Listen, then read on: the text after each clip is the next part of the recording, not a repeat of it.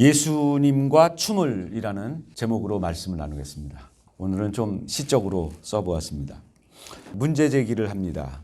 바리새인들의 양비론은 논리학에서 두 가지 대립되는 주장이 있는데 이쪽도 아니고 이쪽도 아니다.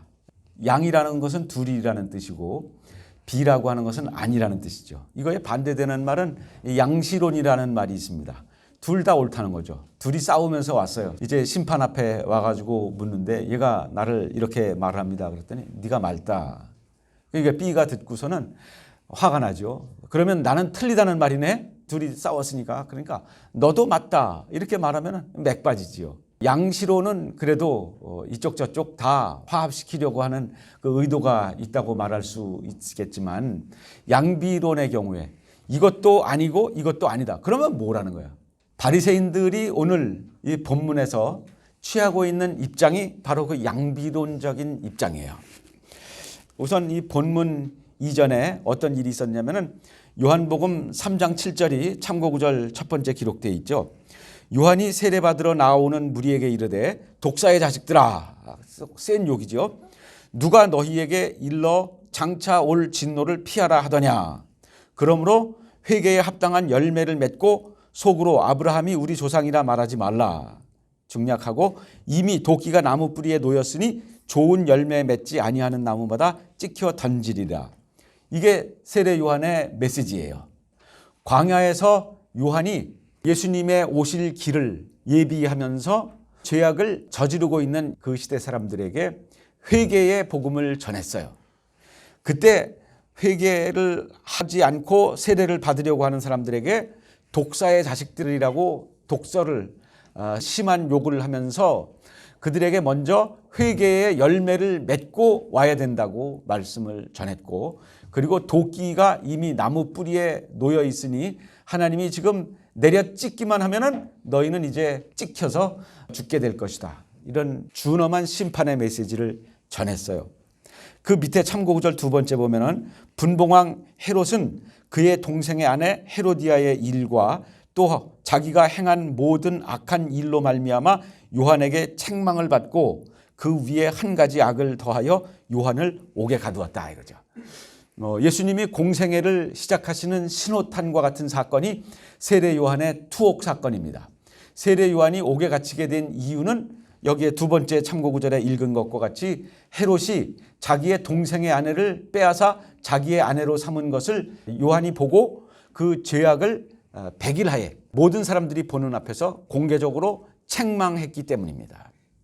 그러니까 앞에서 그 독사의 자식들이라고 그러고 도끼가 이미 나무 뿌리에 놓였다고 말하고 이런 추상과 같은 회개의 메시지를 전하던 요한이 헤롯이라고 봐줬겠어요?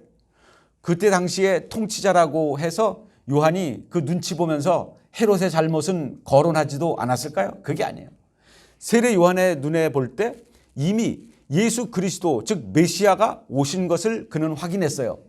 그가 생각하는 메시아는 그가 오시면은 이 세상의 모든 악을 제거하고 하나님의 나라가 임하고 온전한 통치가 이루어질 것이라고 하는 그런 분명한 확신을 가지고 있었어요. 그러니까 겁날 게 뭐가 있어요? 세례 요한이 겁낼 것 없이 하나님의 준엄한 심판, 임박한 심판을 선포했었던 것입니다. 그러니까 결과가 뭐예요? 투옥된 거죠. 옥에 갇혔습니다. 그런데 옥에 갇혀가지고 의문이 생겼어요. 7장 19절에 우리가 읽은 본문 앞에 가서 보면은 오실 그이가 당신입니까? 즉 당신이 메시아, 우리가 기다리던 메시아입니까? 아니면 당신이 아니면 우리가 다른 분을 기다려야 되는 상황입니까? 이렇게 제자들을 통해서 예수님에게 전가를 보내서 질문을 했어요. 2번에 보시면은 요한은 자기가 예수를 그리스도라고 세상에 소개를 했으면서 그 세상에 소개하는 내용은 누가복음 3장 15절에서 17절에 보면은 나오는데 그렇게 확신하고 회개의 메시지, 정말 독설과 같은 메시지, 심지어 당시의 통치자인 헤롯에게조차도 서슴지 않고 준엄한 심판을 경고했던 요한이 왜 예수님이 메시아인지 아닌지 의심하게 됐을까? 그 이유가 오늘 본문 말씀에 잘 드러나 있습니다. 7장 18절에 보면은 요한의 제자들이 이 모든 일을 그에게 알리니, 그 앞에다가 7장 18절 펼쳐놓고서 한번 보세요. 요한의 제자들이 이 모든 일을 그에게 알리니, 그래서 요한이 그 제자 중 둘을 불러 주께 보냈다 이거지. 그러면은 요한의 제자들이 이 모든 일을 그에게 알린 내용이 뭐냐? 그냥 그 앞에 다른 이야기들도 있지만 7장에 국한해서만 보더라도 두 가지 이적 사건이 나타납니다. 이방인 백부장의 종이 죽을 병에 걸렸는데 그가 예수님에게 사람을 보냈더니 그 죽어가는 사람을 예수님이 살려주셨대. 그게 1절에서부터 10절까지 나오는 말씀이에요. 그 이어서 7장 11절에서부터 17절까지 말씀해 보면은 어떤 기적이 또 있죠. 불쌍한 과부가 있었는데 그의 아들이 죽어버렸어. 과부라고 하는 인생이 얼마나 힘든데 그 인생의 유일한 소망이라고 할 수 있는 아들이 죽었으니 얼마나 불쌍해. 그런데 예수님께서 그 장례 행렬을 멈추어 놓고서 그 관 속에 있는 그 형제를 살려냈어요. 그런데 이 소식이 7장 18절에 보면 요한의 제자들이 이 모든 일을 요한에게 알렸어요. 그랬더니 요한이 의문이 더 불릴 듯 일어난 것입니다. 왜? 나는 메시아가 오신 것을 확인하고 메시아가 오시면 모든 빌라도니 헤롯이니 이런 악한 무리들을 몰아내고 하나님의 나라가 선포되고 이제 정의가 실현되는 시대가 올 줄로 알았는데 내가 그 옳은 일을 하고 이렇게 불의하게 억울하게 옥에 갇혀 있으니 메시아여 뭐 하고 계시는 겁니까? 이런 뜻이지요. 그래서 그가 완곡하게 묻는 것입니다. 오실 그이가 우리가 고대하던 그 메시아가 당신입니까? 아니면 아니라고 얘기해 주십시오. 그러면 우리가 다른 분을 기다릴 테니까. 그런 질문을 했었던 거예요. 참 우리가 기도가 내가 기대했던 대로 응답되지 않으면 우리도 이런 미궁에 빠질 수 있어요. 내가 그렇게 기도했는데 왜 이 일이 이루어지지 않는 거죠? 하나님 앞에 원망하고 실망할 때도 있는 것입니다. 3번에 보시면은 요한의 생각은 말씀드린 것처럼 이렇게 큰 능력, 백부장의 종을 살리셨다며, 죽은 사람도 벌떡 일으키셨다며, 그러면은 그 사람들의 그 사정과 정말 온전히 내 사리사욕은 내려놓고 하나님의 나라를 위하여 하나님의 심판을 경고하다가 옥에 갇힌 나는 뭐냐? 나를 좀 형편을 돌아보셔야 되는 거 아니냐? 요한이 기대했던 예수님의 답변은 뭐였을까요? 성경에 나오지는 않아요. 요한이 예수님이 어떤 대답을 해 주실 것이라고 나름 기대했을까요? 아이고 그랬구나. 너 그렇게 고생하고 있었구나. 조금만 기다려라. 지금 내 군대가 오고 있다. 12영이 더 되는 군대가 지금 오고 있다. 예루살렘 헤롯 이제 금방 내가 폐위시켜버릴 것이다. 가이사리아에 주둔하고 있는 로마인 총독 빌라도 이제 그날이 며칠 안 남았다. 조금만 기다려라. 내가 너를 구해낼 것이다. 이런 전가를 그는 혹시 기대했을 수 있지 않겠어요? 간단하게 말하면 주님이 메시아로 오셨으니까 죄인들은 심판할 것이고 의인들은 보상할 것이라고 하는 답변을 기대하지 않았겠느냐 이거예요. 그러나 예수님의 답변은 7장 21절에서부터 23절까지 나오는 한가한 이야기입니다. 그때 질병과 고통과 악귀 들린 자들이 고침을 받았고 많은 맹인들을 고치시는 일들을 하고 있었어요. 언제? 요한이 보낸 2명의 제자들이 왔을 때. 그랬더니 예수님이 이거 보여주는 거예요. 지금 22절에 예수께서 대답하여 이르시되 너희가 가서 보고 들은 것을 너네 선생에게 알려라. 뭘 봤냐? 맹인이 눈을 뜨는 거 봤지? 나병 환자 깨끗하게 고침받는 거 봤지? 귀머거리가 듣고 죽은 자가 살아나고 가난한 자들에게 복음이 전파되는 거 봤지? 내가 그런 일을 하더라고. 메시아가 그런 일을 하더라고. 너희 선생에게 가서 전해라. 그렇게 얘기했어요. 요한이 알아들었을까요? 요한이 그럼 됐다라고 생각했을까요? 자신은 이제 언제 헤롯이 죽일지 알 수 없는 불안한 가운데 살고 있는데 예수님은 지금 내가 네 문제를 즉시 해결해 주마 이렇게 말씀하실 줄 알았더니 그게 아니고 맹인이 눈을 뜨는 이야기, 귀머거리가 귀가 열리는 이야기, 죽은 자가 살아나는 이야기, 가난한 자들에게 복음이 전파되는 이야기를 내가 그런 일을 하고 있다고 가서 네 선생에게 전하라. 그랬더니 요한이 알아들었을까? 한번 투표를 해보죠. 요한이 그 얘기를 듣고 아 메시아 맞구나 라고 생각했을지 아니면 그게 뭔 소리래요? 라고 했을지. 예수님이 메시아라고 알아들었을 것 같다고 생각하는 분 한번 손 들어보세요. 이 말을 들으면 예수님이 메시아라고 생각했을 것이다. 아니면 아니라고. 실망스럽다고. 예수님이 메시아인 줄 알고 내가 그렇게 광야에서 예수님 세례 주면서 그렇게 외쳤는데 예수님을 소개했는데 군중들에게 내가 하나님의 어린 양이라고 이렇게 소개했는데 나는 그 신발끈을 매드릴 자격도 못 되고 나는 물로 세례를 주지만 그는 성령으로 침례를 베풀 것이라고 내가 예수님을 그렇게 소개했고 이 세상의 모든 악을 몰아낼 뿐이라고 소개했는데 돌아온 답변이 이렇게 가난한 사람들에게 복음이 전파되고 맹인이 눈을 뜨고 그런 이야기를 들었을 때 요한이 무엇으로 그 말을 해석했겠느냐 이거예요. 우리가 분명하게 알아야 될 것은 이것이 요한이 가지고 있었던 편협한 메시아관을 확장시켜주는 역할을 했을 것이라는 거예요. 왜냐하면 예수님이 하신 이 말씀은 여러 군데 특히 이사야서에서 예언하고 있는 메시아가 오셔서 하실 일에 대한 증언이에요.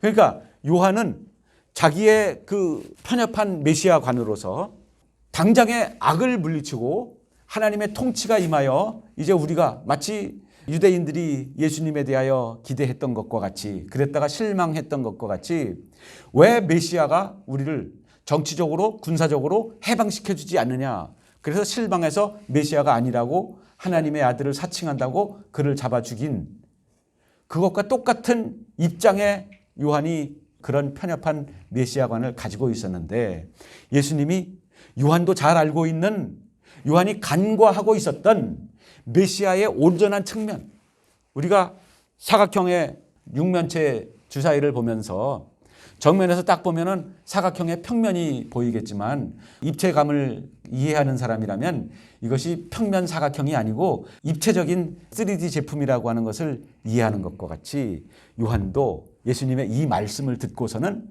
자기가 보지 못했던 메시아의 측면들을 보고 메시아관이 온전케 되는 일이 일어나지 않았을까 그렇게 생각하신 거죠. 그러니까 우리가 생각하고 있는 메시아가 정말 각기 자기 원하는 양념으로 맛을 내는 것과 같이 생각하는 거예요. 4번에 보시면은 그러면은 요한의 질문을 듣고 예수님이 실망하셨을까? 예수님은 요한을 많이 신뢰를 했죠. 그래서 오늘 말씀에 보면은 24절에서부터 28절까지 예수님은 요한을 어느 정도 칭찬하는 것 같아? 대단히 칭찬하시는 것 같아? 아니면은 조금만 칭찬하시는 것 같아? 대단하게 칭찬하셨어요. 어느 정도냐면은 지금까지 지구상에 살고 있던 모든 사람 중에 요한이 제일 크다는 거예요. 여자가 낳은 자 중에 요한만큼 큰 사람이 없었다는 거예요. 그게 예수님이 요한을 높이시는 말이에요. 너네가 왜 광야에 쫓아나가서 요한이 낙타 털옷을 입고 야생 꿀을 음식으로 삼고 금식을 밥 먹듯 하면서 회개의 복음을 전할 때 너네가 그 설교를 들으려고 광야에까지 나갔었지. 광야에 왜 갔어? 갈대 구경하러 갔어? 예수님이 요한의 제자들을 돌려보낸 후에 무리들에게 하신 말씀이에요. 그리고 25절에 그러면 너네가 부드러운 옷 입고 고상한 말하는 그런 귀족 같은 사람들 보려고 광야에 가서 그런 사람들을 보려면 왕궁에 가야 있지. 왕족이나 귀족들이나 그런 부드러운 벨벳으로 된 옷 입고 교양 있는 말 하면서 그렇게 품위 있게 가꾸고 살지. 너네가 광야에 나가서 본 것은 세례 요한이잖아. 세례 요한 보니까 어떻게 생겼어? 입은 옷이 어떻고 먹은 음식이 어떻고 그의 메시지가 어땠어? 정말 곱게 봐주기 어렵고 쉽게 듣기 어려운 메시지를 너희가 가서 들었잖아. 그러면 너희가 무엇을 보려고 나갔느냐? 선지자 보려고 나갔느냐? 맞다. 그런데 요한은 선지자보다 훌륭한 자니라. 기록된 바 그는 어떤 사람이었느냐면은 말라기서 3장 1절을 인용하시면서 보라 내가 내 사자를 네 앞에 보내노니 그가 네 앞에서 네 길을 준비하리라 한 것이 이 사람에 대한 말씀입니다. 그는 메시아가 오실 길을 예비하는 선지자였었다는 거죠. 28절에 내가 너희에게 말하노니 여자가 낳은 자 중에 요한보다 큰 자가 없다. 요한이 아담 이후에 태어난 모든 사람들보다 더 위대한 사람이다. 근데 참 어려운 말씀 또 하죠. 하나님 나라에 가서 보면은 근데 요한도 대단하지는 않다.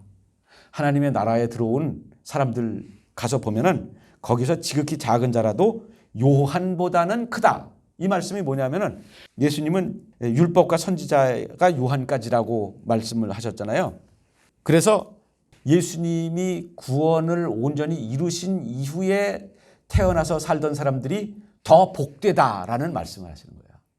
그러니까 그 요한은 구약시대 사람이라는 거지 굳이 따지고 보면은.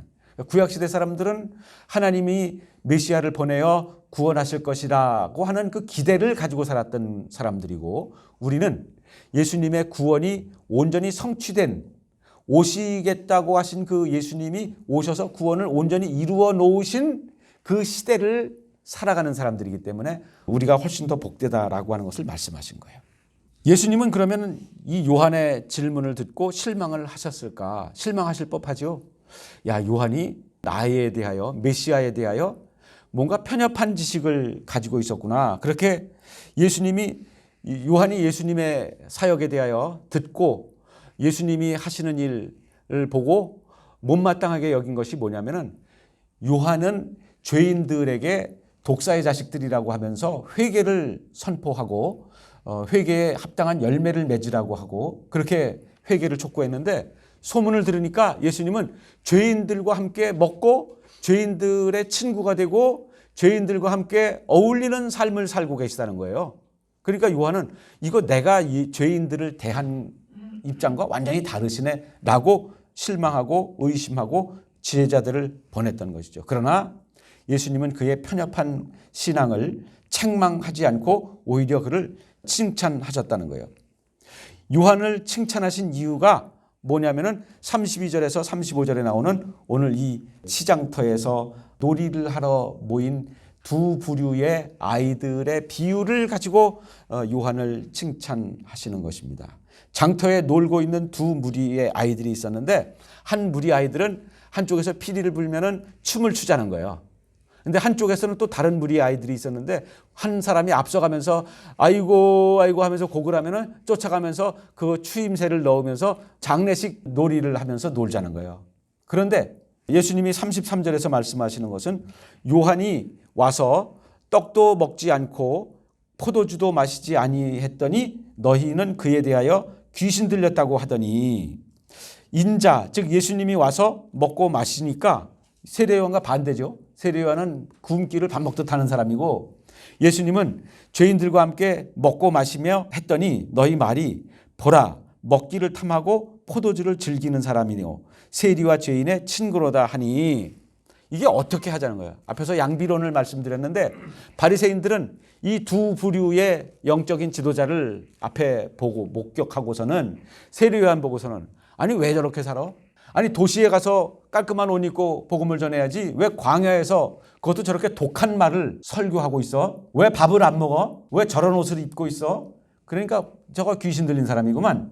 이렇게 그를 깎아내리더니 예수님은 이제 그 반대로 예수님은 와서 먹고 마셨더니 먹기를 탐하고 세리와 죄인들의 친구라고 예수님을 또 책망해요. 그러니까 이것도 틀렸고 저것도 틀렸다는 거예요.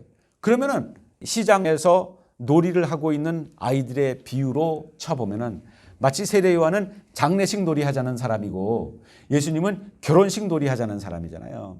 그런데 자기네들도 나와 있잖아. 지금 바리새인들도 시장에 구경하러 장터에 나와 있잖아. 그러면은 이 놀이에 가담하든지 이 놀이에 가담하든지 하나를 가담하든지 아니면은 차례대로 먼저 이 놀이하고 그 나중에 이 놀이하고 그것도 아니고 그냥 이 놀이도 재미없고 이 놀이도 재미없다는 거예요. 그러니까 예수님이 그 바리새인들의 입장을 책망하고 있는 것입니다. 5번에 보시면은 예수님은 바리새인들을 책망하시고 요한은 칭찬하셨어요. 죄인들에게 복음을 전하는 문제에 대하여 이상하다고 생각한 것은 바리새인이나 요한이나 마찬가지였어요. 그럼에도 불구하고 요한은 칭찬하셨고 바리새인들은 책망하셨다 이거죠. 요한을 칭찬하신 이유가 바로 이 비유에서 말씀하는 것처럼 이 어느 것에도 가담하지 않는, 예수님은 결혼식 놀이는 맞고 장례식 놀이는 틀리다라는 것을 말씀하시는 것이 아니에요. 예수님은 이 놀이도 좋고 저 놀이도 좋다는 거예요. 세례 요한의 회개의 메시지도 좋고 예수님이 죄인들과 어울려 잔치하고 먹고 그들에게도 복음을 전하시는 것도 옳다는 거예요. 그 두 가지 다 하는 것은 물론 더 좋은 거죠. 오늘날도 사람들의 영성을 따지고 보면은 그런 장례식과 같이 그저 세례 요한의 모습처럼 아주 허름한 옷을 입고 이 세상과 거리를 두고 경건을 살게 원하는 사람들이 있어요. 그거 나쁜 거 아닙니다. 그러나 반대로 죄인들의 친구가 되고 세리라 할지라도 그들에게 복음을 전하여 우선은 친구가 돼야 죄인들도 복음을 들을 수 있는 거 아니에요. 바리새인들의 입장은 죄인은 잘라내는 사람들이에요. 바리새인들은. 그런데 예수님은 일단 잘라내는 게 아니라 일단 품는 거예요. 그래서 그들도 일단 품어야, 일단 친구가 돼야, 일단 같이 밥을 먹어야 대화가 가능할 거 아니냐 이거죠. 예수님은 세례 요한의 방식은 틀렸고 자신은 옳다는 게 아니고, 그러나 바리새인들은 세례 요한도 틀렸고 예수도 틀렸다는 거예요. 이쪽은 귀신 들린 거고 이쪽은 먹기를 탐하는 거라 이거지. 바리새인들은 얼마나 열심을 내는 사람들이에요. 율법 준수를 얼마나 강조하는 사람들이에요. 안식일을 지키는데 목숨을 거르는 사람들 아니에요. 일주일에 2번씩 금식하는 사람들 아니에요. 집에서 기르는 양념 상추 몇 뿌리 배추 한 뽑기를 뽑아도 그것의 11조를 철저하게 구별해 드리는 사람들이에요. 이 사람들의 열심을 어떻게 따라갈 수 있겠어요? 6번에 보시면은 바리새인들이 양비론을 취하는 이유가 뭐냐 이거예요. 이들이 양비론을 취하는 이유는 자기네들의 안전지대를 고수하려는 목적일 뿐이에요. 이들이 율법을 지키고 안식일을 지키고 사람들 앞에서 그렇게 거드름을 피우고 그렇게 철저하게 율법을 강조하는 그 이유가 하나님의 나라, 하나님의 뜻을 실현해야 되겠다고 하는 열정이 아니고 자기네들이 가지고 있는 종교적 기득권을 유지하기 위한 거였어요. 그렇기 때문에 겉모습 보기에는 엄청나게 종교적인 것 같지만 결국은 그들이 목적하는 것은 자기의 편리를 지키는 것, 자기의 안전지대를 누가 흔들지 못하도록 하는 것. 예수가 됐던 요한이 됐던 자기네들의 안전지대에 위협이 되니까 이쪽도 귀신 들렸고 이쪽은 죄리와 죄인의 친구고 먹기를 탐하는 천박한 인간이라고 책망하고 비난하는 거예요. 그런데 겉모습은 세례 요한과 바리새인들이 비슷해요. 참고 9절 마지막에 보면은 마태복음 9장 14절이 있죠. 그때 요한의 제자들이 예수께 나와 물어요. 뭐라고 물었느냐?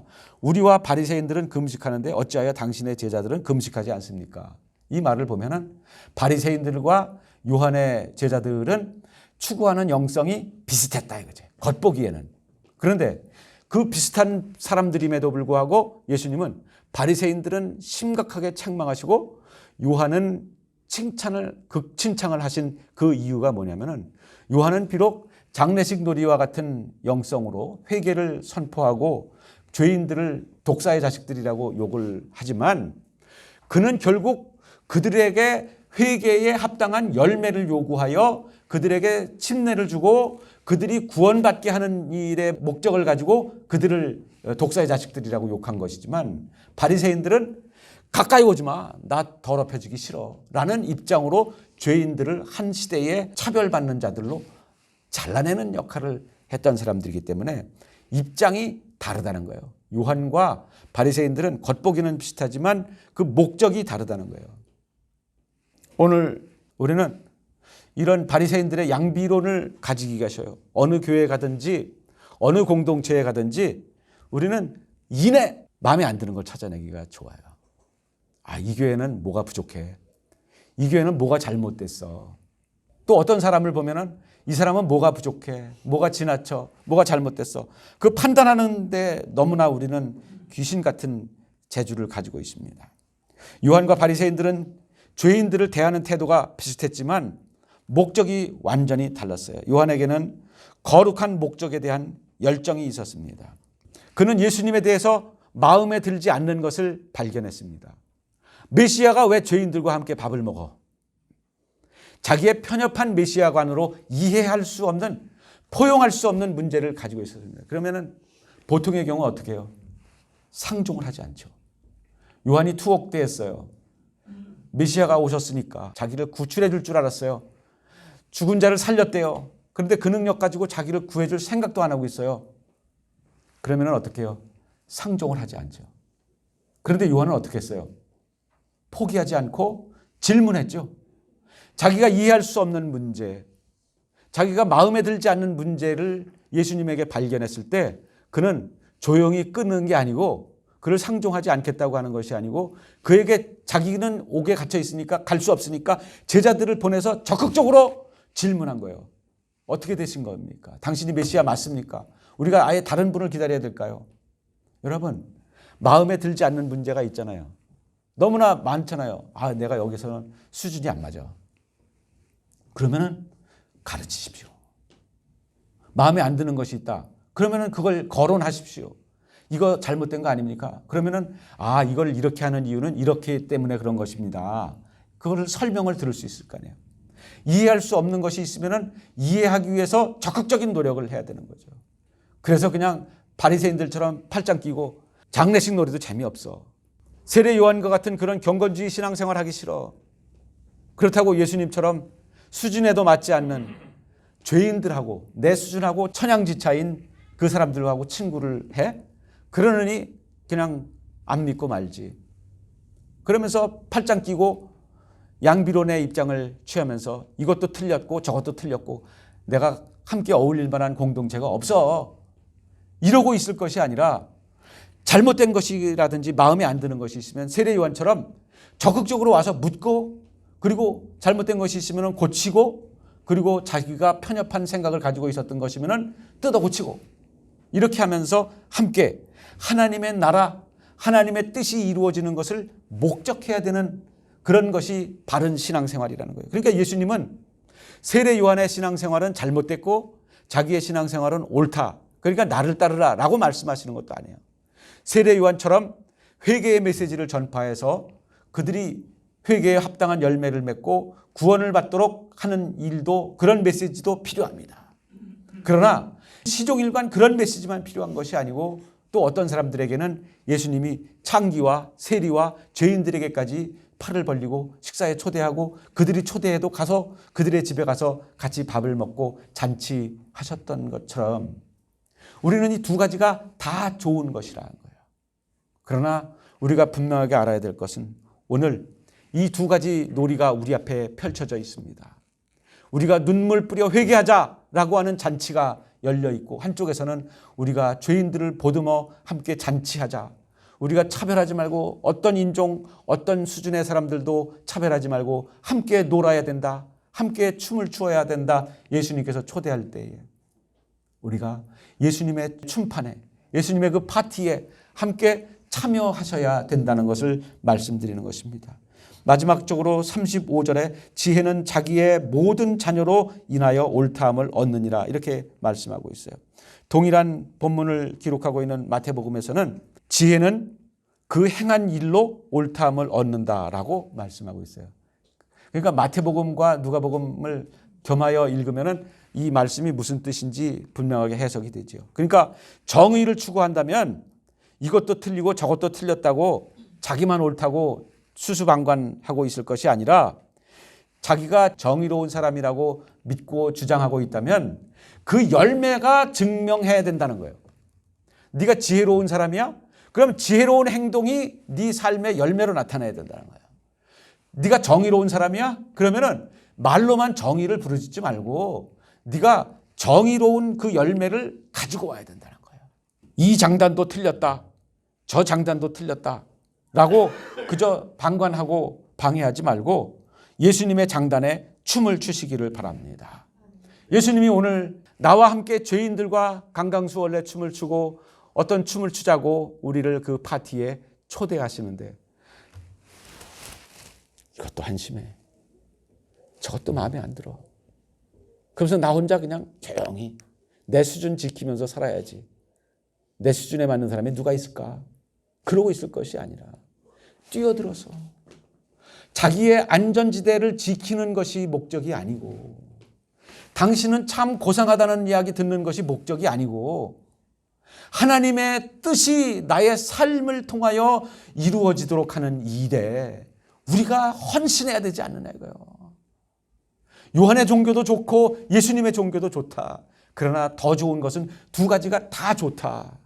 함께 예수님의 춤판에 뛰어드시기를 바랍니다. 그 결론을 보충해 주는 내용이 그 36절에서부터 나오는데, 한 바리새인이 예수님을 집에 초청했어요. 예수님을 책망할 거리를 찾기 위해서 초청한 거예요. 근데 그때 불청객이 나타났어요. 한 죄인 여자, 그 동네에서 유흥업에 종사하는 여자가 와가지고는 향유옥합을 가지고 예수님의 발 앞에 눈물을 먼저 그렇게 퍼 흘리더니 향유옥합을 깨트려서 예수님의 발에 부어드리고 머리털로 그것을 닦아드리면서 예수님에게 감사를 표현해. 그러니까 그 바리새인이, 초청한 바리새인이 마음속으로 뭐라고 생각해? 아이고, 저 예수가, 저 여자가 이 동네에서 어떤 평판을 가진 사람인지 알았으면 발을 그냥 빼면서 이 뭐 하는 짓이냐고 했을 텐데 저 잘 모르니까 저렇게 허용하고 있구나라고 생각했어. 그랬더니 예수님이 시몬아, 내가 네게 이를 말이 있다 하시니 그가 이르되 선생님 말씀하소서. 이르시되 빚 주는 사람이 있는데 큰 빚을 진 사람하고 작은 빚을 진 사람이 있는데 어떤 사람이 더 고마워하겠느냐 그랬더니 큰 빚을 탕감받은 사람이 더 고마워하겠죠. 이 여자의 죄가 다 용서받은 것이다. 그리고 여자에게 구원을 선사합니다. 너의 죄가 사함을 받았다. 내 믿음이 너를 구원하였으니 평안히 가라.